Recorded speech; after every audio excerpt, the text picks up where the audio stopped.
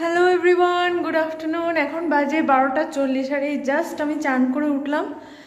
বাপ রে বাপ, 9:30টার সময় রাখা আর সুদীপ বেরোলো অফিসের জন্য, স্কুলের জন্য। তারপর আমি সব ঘরদোর ঝাড় দিয়ে মুছলাম, ওটা করতে করতে হয়ে গেল 10:30।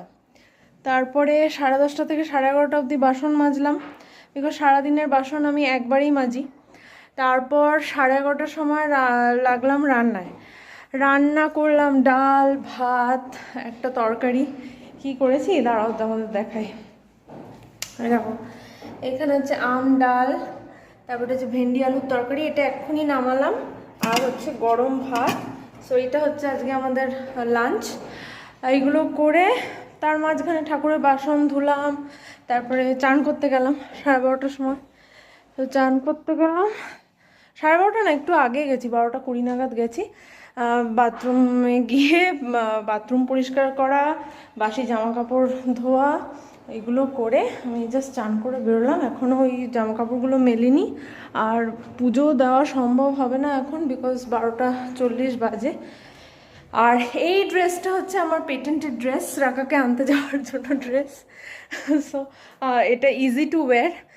তো ওই জন্য 2 মিনিট বসে চুলটা একটা ক্যাচার ক্লিপ দিয়ে বেঁধে যাব। আই থিঙ্ক ছাতা নিয়ে যেতে হবে, বিকজ মেঘ করে আছে, বৃষ্টি মাঝে মাঝে আসছে আবার যাচ্ছে।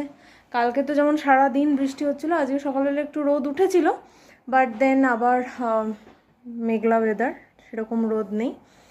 তো যাই হোক, এসে রাকা চান করলে তারপরে দেখি ওকে বলবো একটু পুজোটা দিয়ে দিতে, খালি আমি একটু ধূপটা মানে জ্বালাতে হেল্প করব, আদারওয়াইজ ও পারবে পুজোটা দিয়ে দিতে। তো ওই জন্য আমি আর মানে এখন পুজো দেবো না, বিকজ দেরি হয়ে যাবে।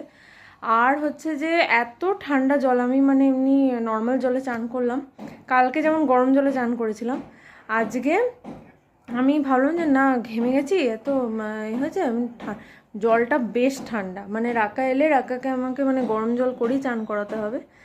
আর রাকার কালকে কানের ওটা রাত্রিবেলায় কি করলাম জানো তো, ওর ওই যে সলিউশনটা ছিল, এই সলিউশনটা তো ওরা ওখান থেকে দিয়েছিল, যেখানে আমরা ওই এই করেছিলাম আর কি, গান শট দিয়ে যেখানে আমি পিয়ার্স করেছিলাম। তো এই সলিউশনটা দিয়ে তুলো দিয়ে একটু পরিষ্কার করে দিয়ে আবার গরম বোরলিন দিয়ে সেঁক দিলাম।